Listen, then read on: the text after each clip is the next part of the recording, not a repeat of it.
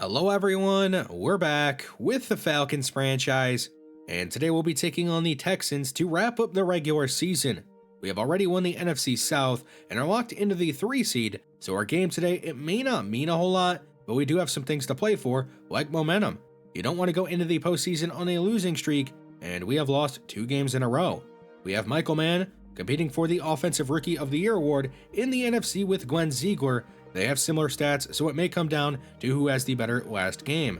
We have a bunch of games to pay attention to, like the Rams and Seahawks, playing to see who's going to end up winning the NFC West. The NFC wildcard is an absolute mess, with 5 teams competing for just 2 spots, including 2 teams in our division, in the Saints and Panthers, and they play each other. The winner is in, the loser may miss the postseason altogether. The Giants and Commanders, they play each other.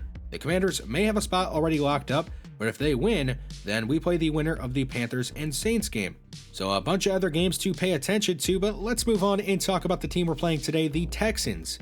They're currently 4-12, and with a loss today would lock up the number 3 pick in the upcoming draft. Wherever they do end up picking in the first round, look for them to use it on a quarterback, because Davis Mills has been not getting the job done despite having a very talented offense around him that still has Brandon Cooks. They added Tony Pollard in free agency. They have 2 star-looking rookie receivers.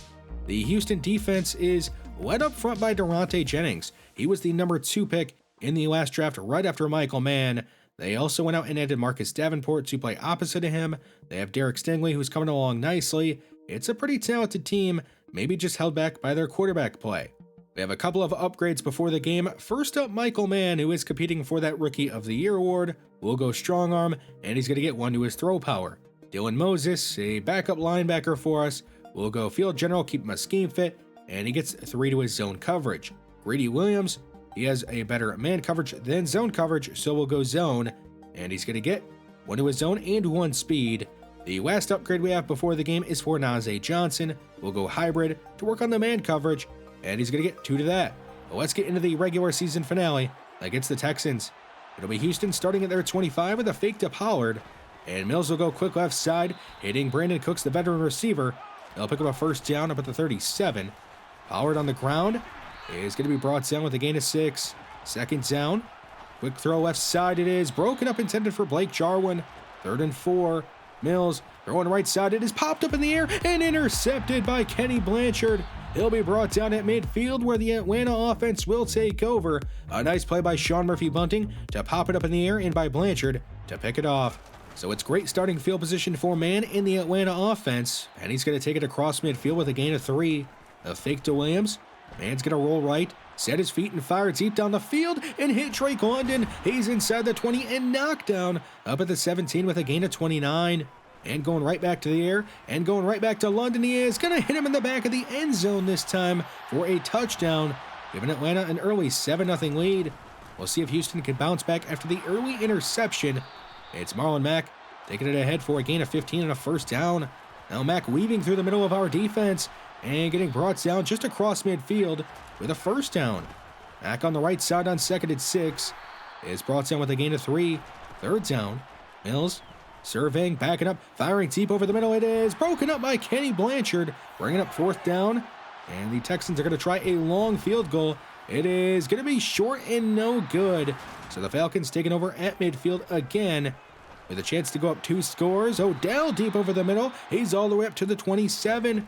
Now just outside the red zone. Kyle Pitts right side, runs over a defender, is inside the 5, and brought down up at the 1, making it goal to go.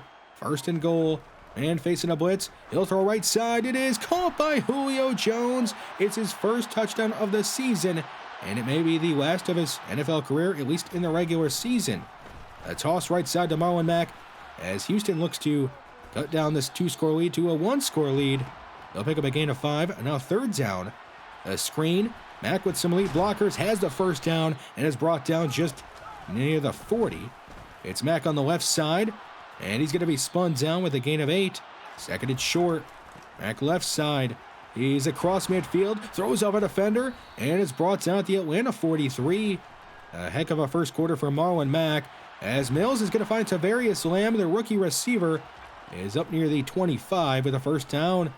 A throw left side, it's Cam Bryant, the other rookie receiver, out of bounds with a gain of 8. 3rd and 2. Mack up the middle. with the first down, pulled down up at the 11.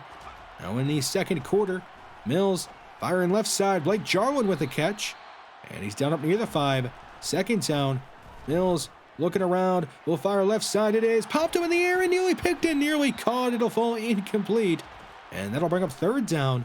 Mills backing up and checking it down to Mack on the left side. He's going to be brought down by Kalon Barnes, and that'll bring up fourth down, and the Texans are going to try another field goal. This time they'll make it, making it 3-14.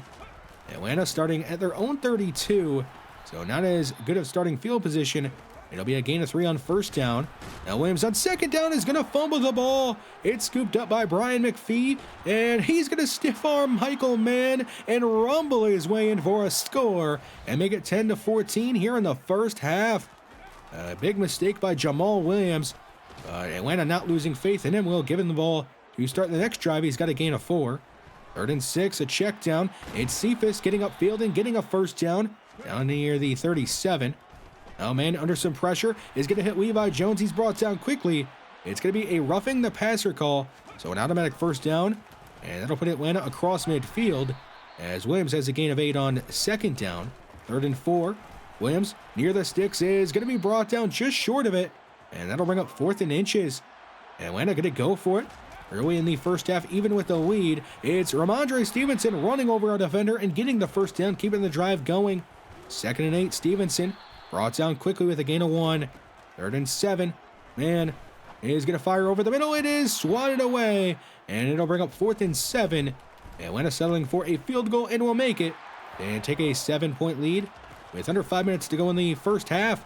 It's Marlon Mack starting the Houston drive with a counter right side, picking up a gain of 13 and a first down. Now Mills against the blitz, goes left side. It's nearly picked. There is a flag on the play. It's going to be holding on Houston. They're going to give it to Marlon Mack on 1st and 20, and he's going nowhere. 3rd and 20. All day for Mills. He's going to just check it down, and Mack's going nowhere. So Houston is going to have to punt the ball away, and Atlanta will take over at their 38. Stevenson picking up 2 yards. 3rd and 8. Mann is going to fire left side. It is caught by Cephas for the first down out of bounds up near midfield. We are under 2 minutes to go in the first half. A throw over the middle is nearly picked off. 3rd and 10. And it gets the blitz, goes right side. It is caught by Cephas. He will be brought down short of the first, though. And Atlanta's going to try a long field goal of their own on 4th and 2. And it's going to be good. Younghoe Koo giving Atlanta a 10-point lead with under a minute to go in the first half. Mills is going to fire left side and connect with Marlon Mack, who is brought down inbounds with a gain of 10 just short of a first. The Texans using their first timeout. Now a throw right side. It's Brevin Jordan. The young tight end is up near the 40 and down there. The Texans using their second timeout. 2nd and 10. Mills is firing across his body. It'll be incomplete. 3rd and 10. Down to about 30 seconds left. A deep ball left side. It's Tavarius Lamb. He's going to be spun down inside the Atlanta 25. And that'll set Houston up for a field goal. And they'll make it. Making it 13-20. And that's the way we'll end the first half. We'll head into halftime. Atlanta on top of Houston. The Giants and Glenn Ziegler, who need a win to have any chance of making the postseason, are all over the Commanders at halftime, up 17-3. The Panthers and Saints playing in a game that is win and you're in. It's the Panthers up 14-6 nearing halftime. Let's start our second half. It'll be Atlanta starting with a give to Ramondre Stevenson. He's going to be tripped up and dropped up near the 40.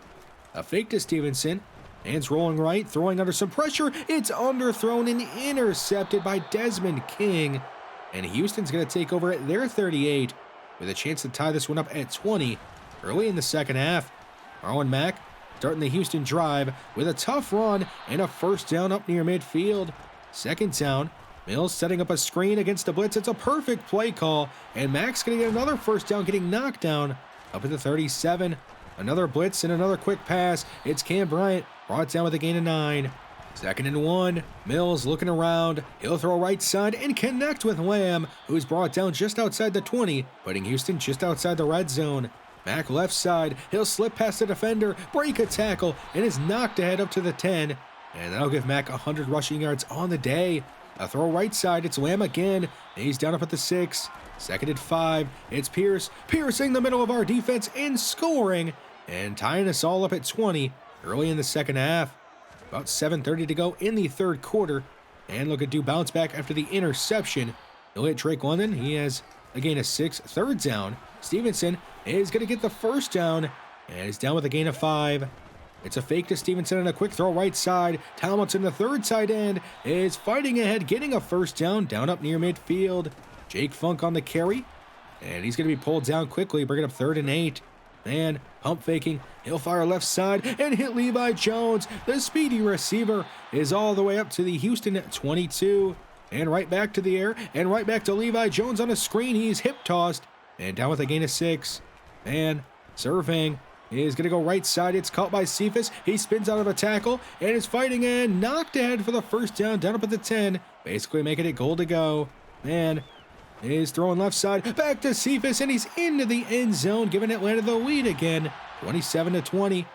Houston starting at their 25. We'll see if they can tie us right back up.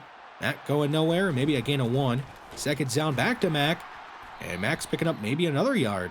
3rd and 8. Mills all day back there. He's going to swing it right and hit Mack, and Mack's going to be stopped by Barnes short of the first. It'll be a quick 3 and out for Houston. Atlanta starting at their 28. After the punt, and it's a fumble by Ramondre Stevenson now. And Michal Mann at least is able to make the tackle.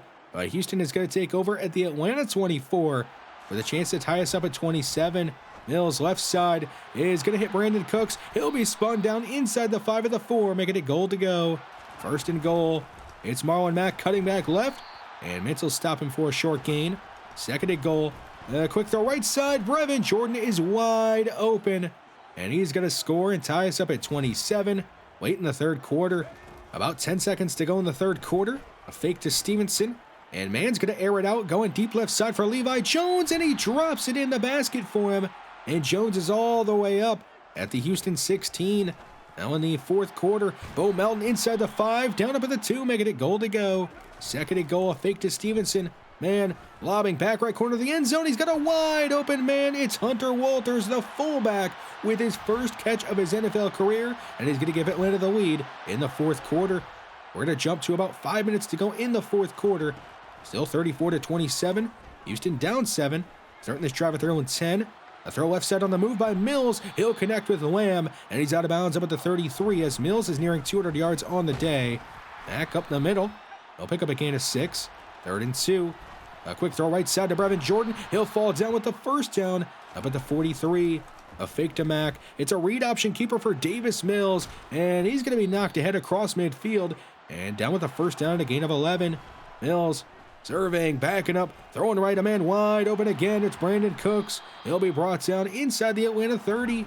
Now 2 minutes to go in the 4th quarter. Mills, he keeps on throwing right side, this time to Lamb, and he's up at the 16, putting Houston into the red zone. Mack spins off a defender on 2nd and 10 and is brought down with a gain of just 2.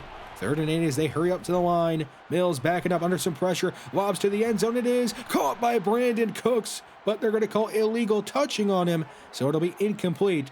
And that'll bring up 4th down. Houston is going to go for it with a minute to go in the 4th quarter. Mills lobbing right side. It is caught by John Mechie III, and there are no flags on the play, so we're all tied up late in the 4th quarter.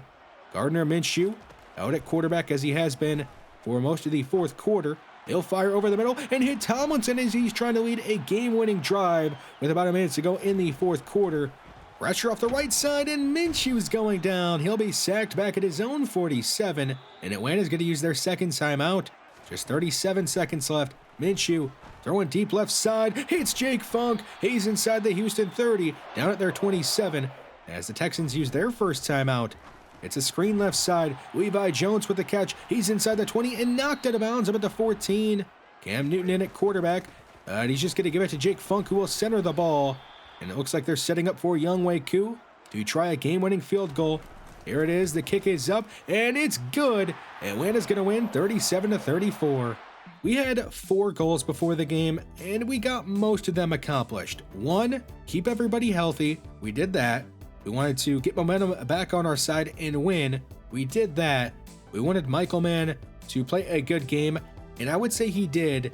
The last goal is the one that we failed, which was the defense having a bounce-back game and playing a good game, and they really didn't. So 3 for 4, not that bad, and we did the most important thing, which is to stay healthy. A couple of upgrades after the game. First up, Hunter Walters. We went blocking with him, and he got 2 to his run block. The other upgrade we have is for Connor Wilkins, and he's going to get 1 to his run block. So how did the more important games go? Well, the Rams ended up beating the Seahawks 21-16, and they have won the NFC West. The Saints made a comeback in the fourth quarter, but ended up falling short, losing to the Panthers, meaning the Panthers are in the postseason as well. The Giants ended up hanging on to beat the Commanders 24-17, and that means we have no idea who we're going to be playing. We'll figure that out in a little bit. The rest of the standings go well. The Bengals, they won the AFC North. The Steelers and Ravens making it as wildcard teams. The AFC South, the Jaguars, the only team to make it out of that division. And the AFC East, some things never change. The Patriots, they win that division easily. The AFC West is won by the Raiders, with the Chiefs making it as a wildcard team. On to the NFC. The Packers win the NFC North, with nobody else going above 500. We win the NFC South, with the Panthers making it as a wildcard team. The NFC East is won by the Cowboys, with the Commanders and Giants making it as wildcard teams. And the West is won by the Rams, of course. Let's go through the stat leaders and check out some award winners. You can see Carr leading in passing yards, Burrow leading in passing touchdowns, Derrick Henry leading in rushing yards, getting over 2,000 on the season, a 3-way tie for rushing touchdowns. If there's a receiving stat that's good, Cooper Kupp ended up leading in it. Deion Jones ended up finishing with an NFL high 191 tackles. Von Miller, 25 sacks. Brian Burns led the NFC with 20.5. I'm sure a lot of those came against us. Sean Murphy-Bunting tied for the lead in interceptions. As for the award winners, Lamar Jackson likely to win MVP. Zach Taylor is going to be the Coach of the Year, and it appears like Glenn Ziegler is going to hold on and win the Rookie of the Year award.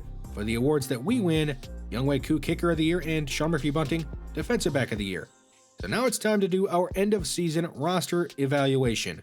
Starting with the offense, we finished 8th in points per game, 28th in passing, and 3rd in rushing. Michal Mann in his rookie season, despite being sacked a league high 60 times, I would say he had a great season, and he showcased that he can be a franchise quarterback for us. On the ground, Rashad Penny, he was pretty solid. Our backups, Jamal Williams, Ramondre Stevenson, and Jake Funk, not the greatest, but they were good. But I think we may make some changes there this offseason. It really depends on the kind of contracts they're going to want. There is also a player on our practice squad I would like to see compete in the preseason for a roster spot in Matt Long. At tight end, I would say we're set. We have Kyle Pitts, who had his 3rd straight 1,000-yard receiving season. Cliff Durant had a decent rookie year. I'm expecting him to make a leap in year number 2, and we need to use him even more next year. Our receiving core, I like Odell. Drake London took a step back this year. Levi Jones, he was incredible. But after that, not really much to say about it. I think Levi Jones has a chance next year to be our number 3 receiver. What we do after those 3, it's kind of up in the air. We have some guys in the practice squad that look like they could be good, but who knows. The offensive line, not a great year for them, at least in the pass blocking categories. Artie Bradley and Wilkins, they're both rookies. I'm not worried about them.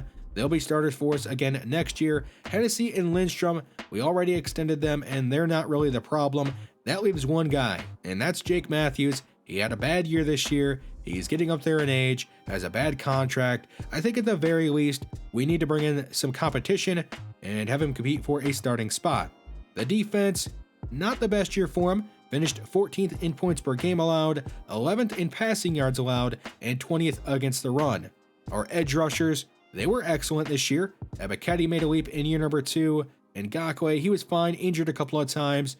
We have great depth there. I'm not worried about our edge rushers at all. The interior defensive line, that needs a lot of work. Grady Jarrett, getting up there in age. Truman, a rookie, not exactly the best year for him. Whatever we do this offseason, we need to fix the interior defensive line. Linebacker, I'm satisfied with what we have here.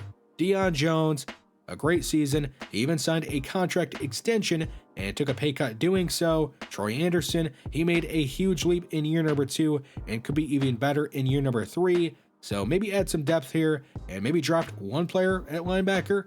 The secondary, I would say it had a good year overall, especially if you compare it to year number 1 of this franchise. Sean Murphy-Bunting was a huge addition for us.